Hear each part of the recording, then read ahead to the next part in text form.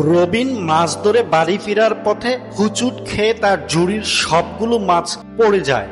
এদিকে মাছের ঝুড়ি জামালের বড়শিতে লেগে বড়শির রডটি ভেঙে যায়। রবিন হাউমাউ করে কাতর কণ্ঠে মাছগুলো ঝুড়িতে তুলতেছিল, কিন্তু জামাল তার বড়শির চিন্তায় বেকুল হয়ে আছে। এবার রবিনের কান্না দেখে জামাল কিছুটা নরম হয়ে রবিনকে মাছ তুলতে সহযোগিতা করতে লাগলো। মাছ তোলার পর জামাল রবিনকে ধরে বড়শির ক্ষতিপূরণ দিতে রবিন কিছুটা চিৎকার করে বলে, এটি আমি ইচ্ছে করে করিনি। জামাল বলে, তুমি ইচ্ছে করনি আর যাই করো ক্ষতিপূরণ তোমাকে দিতেই হবে। এ নিয়ে তাদের মতো বাক বিতণ্ড শুরু হয়ে যায়। রবিন বলে, ঠিক আছে, আমি তোমাকে মাছ ধরতে সাহায্য করব।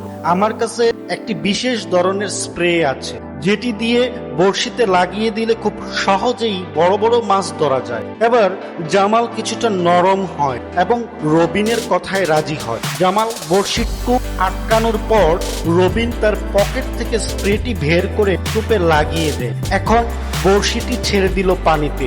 অপেক্ষার পালা, জামাল কি মাছ ধরতে পারবে রবিনের স্প্রে দিয়ে। এটি দেখার আগে বন্ধুরা, আপনারা ভিডিওতে লাইক এবং সাবস্ক্রাইব করে দিবেন।